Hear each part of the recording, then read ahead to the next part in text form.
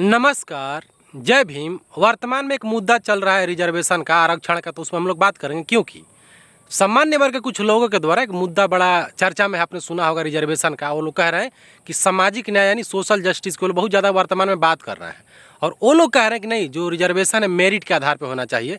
कहने का मतलब है ना कि दलितों के पास मेरिट नहीं होता है। मैं बार बार एक बात बोलता हूँ कि समाज में एक बात डिसाइड किया गया था जाति के आधार पर कि एक जाति जो है ना पैदा होते ही कुलीन यानी ज्ञानी हो जाती है, और एक जाति ऐसी थी जो पैदा होते दलित हो जाती थी। यानी आज भी भारत में ऐसा धारणा है, धारणा क्या है, रियलिटी है कि आज भी जो चमार का, भंगी का, दुसाध का, नेटुआ का, मतलब मांझी का लड़का जो पैदा होता है ना, तो पैदा होते ही वो नीच हो जाता है।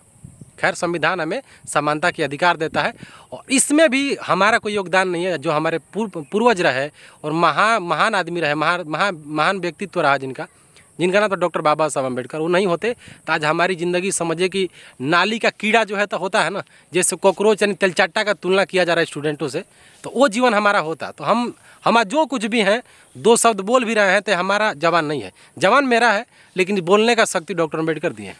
ये चल रहे हैं, कुछ भी हम आज कर रहे हैं अपने जीवन में, हम तो छोड़िए, हमारे जैसे बहुतों दलित हैं जिनका जीवन डॉक्टर अम्बेडकर बदले हैं, ना कि हम लोग बदले हैं, ना कोई ईश्वर अल्लाह पैगंबर बदले हैं। तो हम लोग बात करेंगे सोशल जस्टिस पे। तो आपको पता है, मैं सारा बात बता दिया ना, मेन बात आपको बता दिया कि समाज में डिसाइड कर दिया गया था कि मेरिट किसके पास होता है, और एक व्यक्ति थे जो पैदा होते ही महान हो जाते थे, और एक धारणा भी था ना कि 4 जगह से जो लोग पैदा हुए थे। तो खैर, दलित लोग खुश हो जाइए क्योंकि आप उस वर्ण में नहीं थे। दलितों को 4 वर्णों में नहीं रखा गया था। तो हम लोग बात करते हैं सोशल जस्टिस की। तो लोग कहते हैं ना कि सोशल जस्टिस होना चाहिए मेरिट के आधार पे और गरीबी के आधार पे रिजर्वेशन देना चाहिए। तो देखिए, जो लोग गरीबी का रोना रो रहे हैं ना, तो आज बात मानिए, मैं रियलिटी बता रहा हूँ मैं आपको। आप जो बोलेंगे वो आप प्रूफ कर दीजिएगा।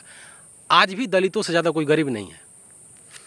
आज भी दलितों से ज़्यादा कोई गरीब नहीं है। आपने सुना होगा ओम प्रकाश वाल्मीकि रहे, बहुत बड़े लेखक रहे, उनकी भी एक अपनी अलग कहानी है। उनके द्वारा लिखा गया था ना कि चूल्हा मिट्टी का, मिट्टी तालाब की, तालाब ठाकुर का, भूख बाजरे की, बाजरे खेत का, खेत ठाकुर का। तो आपने सुना होगा, आप पढ़िए थोड़ा सा लिटरेचर तो आपको पता चलेगा। तो इस समाज ने दलितों को सख्त अन्याय किया है।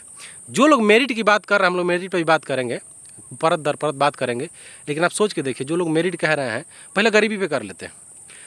आज भी मैं गारंटी के साथ बोल रहा हूँ कि दलितों से ज़्यादा कोई गरीबी नहीं है। अब मैं बताता हूँ, एग्जाम्पल देता हूँ। अब जितना मैं वीडियो दिखा रहा हूँ आपको, जितना दिख रहा है, इसमें किसी भी दलित का खेत नहीं है, किसी भी दलित का खेत नहीं है। जितना देखें आप, नहीं है। मैं चैलेंज दे के बोल रहा हूँ, आप कमेंट में कर दीजिएगा, कोई भी आपका दलित भाई होगा जो पैदा होते ही 50 एकड़ ज़मीन का मालिक होगा, बता दीजिएगा। पूरा पूर्वांचल में कोई एक दलित बता दीजिएगा कि जो पैदा हुआ हो, उसका पैदाइशी ज़मीन, मतलब उसको पूर्वज का ज़मीन 200 एकड़ 300 एकड़ ज़मीन हो। मैं बोल रहा हूँ ना, आप जो बोलेंगे वो, फिर मैं ये बातें नहीं करूँगा आज से, फिर मैं मान जाऊँगा कि आप सही बोल रहे हैं, तो नहीं मिलेगा। आज दलितों की स्थिति है कि रहने के लिए, चलने के लिए, मैं जहाँ चल रहा हूँ रोड हमारा नहीं है, मैं जहाँ से बोल रहा हूँ वो रोड हमारा नहीं है, जहाँ पे खड़ा वो खेत हमारा नहीं है। तो किस स्तर में दलितों का जीवन आप सोच सकते हैं? दलितों का जो जीवन है ना, जितना नरक बना हुआ ना, आप सोच नहीं सकते। आप बाहर से कुछ भी बोल लीजिए, क्योंकि आपको अपॉर्चुनिटी है ना। आप मेरिट की बात करते हैं, अब चलिए रियलिटी मेरिट की बात कर लेते हैं। जो लोग मेरिट की बात कर रहे हैं, तो बताइए ना, चमार का लड़का, भंगी का लड़का, दुसाध का लड़का आर्थिक स्थिति से प्राइमरी स्कूल में जाता है, और आप जाते हैं CBSE में, ICSE बोर्ड में। तो सबसे पहले शिक्षा करिए ना। रेस ऐसा नहीं होता ना। देखिए क्या होता है कि समाज में 2 तरह के लोग हैं। कोई व्यक्ति दिव्यांग है और आप सीधा है, तो कैसे दौड़ेंगे?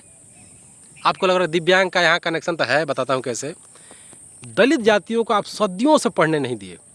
सदियों से जब पढ़ने नहीं दिए, तो देखिए शिक्षा जो होता है ना, DNA से आता है। क्या होता है कि शिक्षा एक न सतत प्रक्रिया है, पीढ़ी दर पीढ़ी चलती रहती है।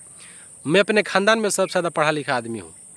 मैं अपने पूरे, अब सोच लीजिए, मैं पहला जनरेशन हूँ जो पढ़ा लिखा हूँ इतना। अब जो मेरा जनरेशन, तब ना शिक्षा की बात करेंगे, तो मेरिट की अब क्या बात करेंगे? हम गए प्राइमरी स्कूल में, हम गए खिचड़ी वाले स्कूल में।